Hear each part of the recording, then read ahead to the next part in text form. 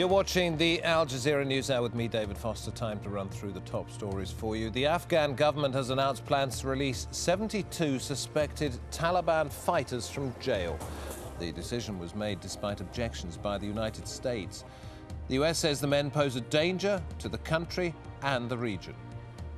The European Union's considering sending a military force to the Central African Republic. More than 1,000 people have been killed there in fighting in the past month, and nearly 1 million have fled their homes.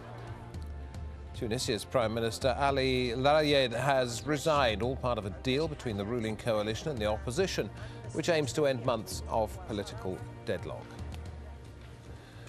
Taking a look in more detail now at our top story, the Afghan decision to release dozens of suspected Taliban fighters despite US objections. Shuja Nawaz is director of the South Asia Center at the Atlantic Council, joining us live from Washington, D.C.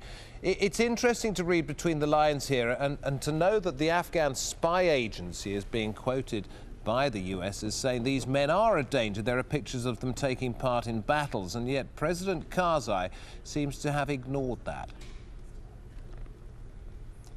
Yes, indeed. These divisions actually came forward even a month ago when this debate began between the United States and the Afghans. The Afghan commission that is supposed to look at the detainees decided to free them, and the US objected very strenuously, and even at that time anonymous security officials on the Afghan side sided with the American position, but clearly were not willing to come out into the open.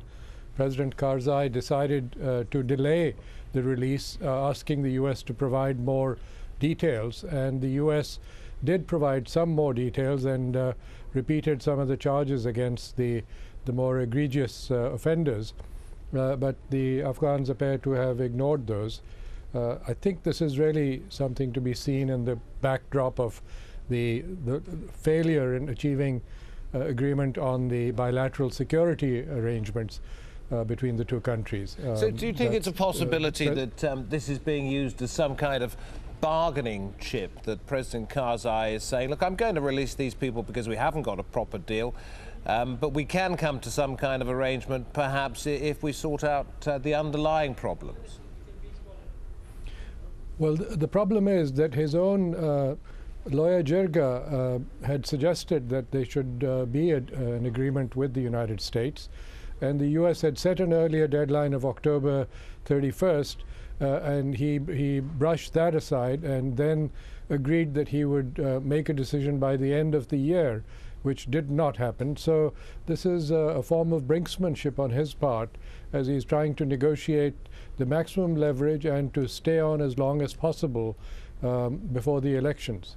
It's interesting, isn't it, that he believes the Americans can stay on longer if he keeps these people in prison, but if he releases them from prison, the US says the dangers to not only US forces but international forces and Afghan forces would increase.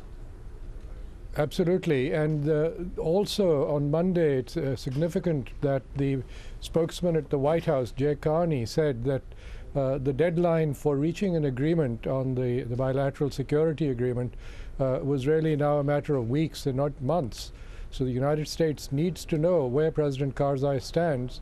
Otherwise, we'll face a similar situation to what we faced in Iraq when Prime Minister Maliki refused to sign the Status of Forces Agreement, which was a similar agreement, and the United States basically pulled the plug. I think President Karzai needs to be careful, because the mood in Washington, on the Hill and now in the administration, is not going to be very receptive to his demands. Understandably, in many ways, after the years the Americans have spent there. Shuja Nawaz, thank you very much indeed.